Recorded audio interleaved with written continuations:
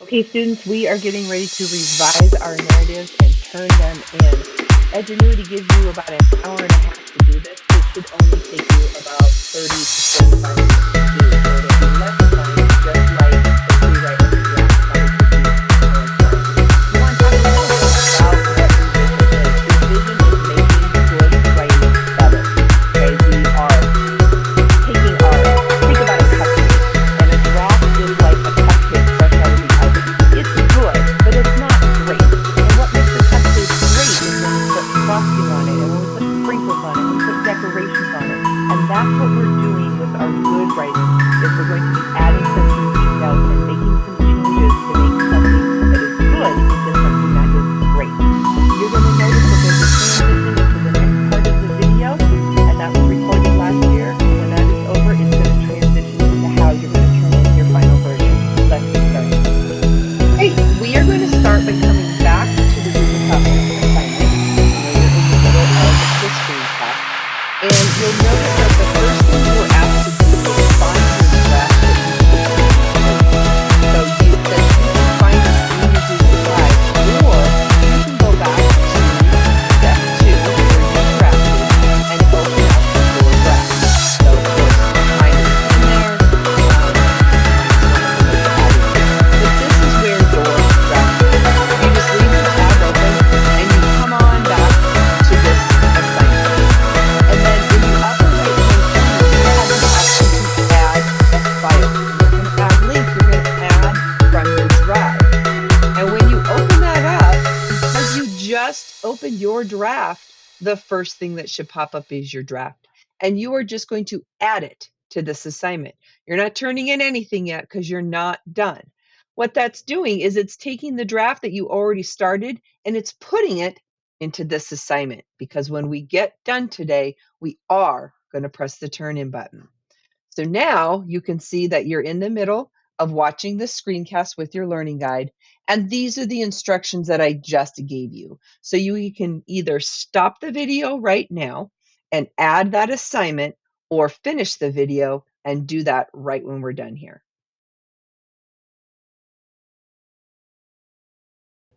So here is my draft. And as you remember from the instruction, revising is making our writing better. And this particular lesson is encouraging you to use your sensory words. Sensory words are going to touch on your 5 senses. What did you see? How did you feel? What did you hear? Were there tastes? I mean, sometimes that's important, sometimes it's not. Or there smells. Sometimes that's important and sometimes it's not. Okay? It's okay for this to be what I call inferred fiction. Even though you're writing about something that actually happened to you, and I'm writing about something that happened to me over 30 years ago. Okay, I'm not going to remember exact smells and exact tastes. So, what you want to do is take yourself back to that memory and maybe make up some of those details. But you're doing it through inference. So, you don't want to make up grand details, especially things that aren't relevant. But you want to make up maybe some of those details that you can't remember that are really going to paint a picture about this particular situation. Another thing I'm going to be doing right now is I'm going to do what's called tightening up my draft. And if you remember from the draft section, my narrative is a little bit long. It's a little bit longer than the expectation, and I probably got a little bit wordy when I didn't need to. So I'm going to go ahead and make a few of those adjustments, and I'm going to let you experience part of that with me, and then the video is going to just speed up so that you can watch my process.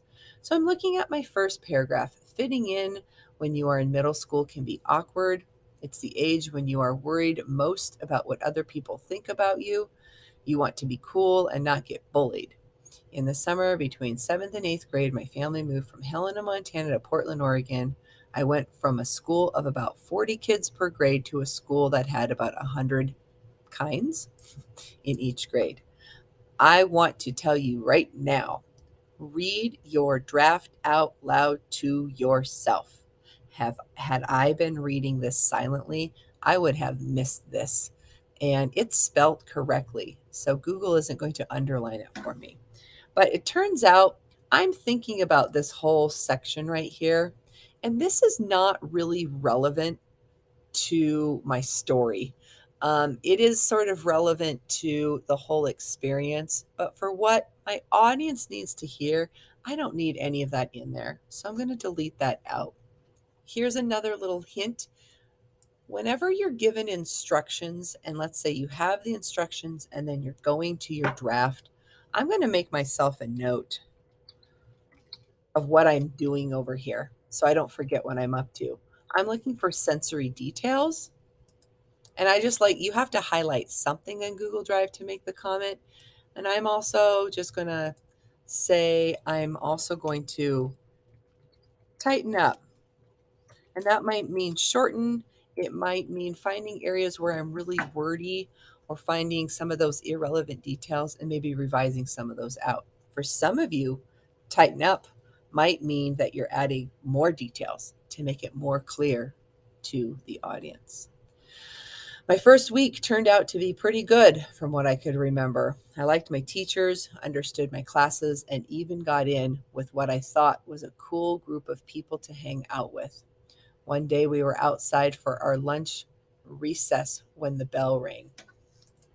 One cool, sunny, fall day. And what I'm going to do, because I want to keep track of my revisions, is for right now, I'm just going to highlight it. I want to be able to look back at my draft and see some of the changes that I made without going through the version history. Rather than go back into school like we were supposed to, a girl named Bella convinced me and a couple of others to run into the woods by our school. I think instead of saying me and a couple of others, I'm just going to say convinced our group. Now that's one way I'm tightening up a little bit. I'm going to highlight that too. I'll explain later while I'm highlighting. Rather than run back into the school like we were supposed to, because remember, we're pretty far from the building. So now I have a little bit more specific detail instead of those what we call VBOs, vague or overused words. As you can probably assume, once the principal got us into his office, we were all assigned to after school detention. I don't need to put two. We were all assigned after school detention and had to spend our lunch recess in the office for a week. I think I'm going to leave that how it is right now. I'm going to continue making some revisions, and as I do, I'm going to speed up the video so you can just watch that process take place.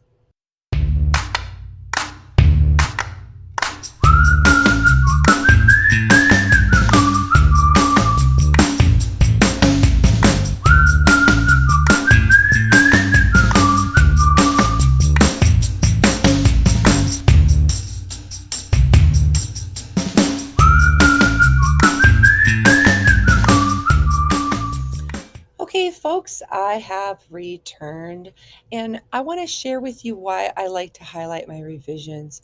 This is a signal to me as a writer and also as to my teacher if they go through my version history of the changes that I made. It's letting them know that I know what changes I made. So now if I go under my tools and I do a word count, I have 463 words instead of 515. So that's good. Now, this isn't a requirement, but you can absolutely, if you'd like, add a little image at the end or something. Remember, too, we never have to say the end at the end of our writing. Okay, that happens in picture books, and that's a way to teach kids that when the writing's over, that's it. It's the end of the story. But you aren't a little kid anymore. And I don't need to know that you've come to the end. I know you're at the end because you're not writing anymore. Okay. So now I'm going to go ahead and highlight everything and take away the highlight. Oh, whoops. just kidding. I'm going to take away the highlight, and I'm also going to check that I added sensory details and check that I've tightened up my essay. So now this is revised and ready to turn into Edgenuity. I want to show you also on the version history how the changes that I made, you can see October 17th, so you can see all those changes I made, okay? And now I can see all the changes that I made today. And if I go to the beginning of the session, I can see as a student, and then my teacher can also see how all those changes happened in the essay. If I just kind of pop up here, you can see how it looked before I took away all the highlights. So I'll just go back to today. And now I'm ready to turn this in, right? Okay, I am excited to be done with this project.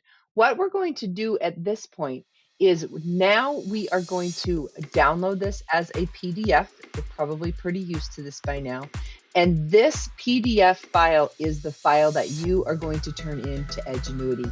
It's important that you do the download first and then turn it into Edgenuity. Then you'll come back to Google Classroom and you will have a turn-in button in the upper right-hand corner. Do not turn it in here first, because if you do, remember when you turn something into Google Classroom, you are no longer the owner. I am, or your teacher is, and you can't download things and you can't make changes. So make sure you do the download first as a PDF and turn that into Edgenuity, and then come back to Google Classroom and press that turn in button. And then of course, you're going to want to stand up and do a dance and maybe grab your learning partner and have them join you in the dance, because you have just completed your first essay for the school year.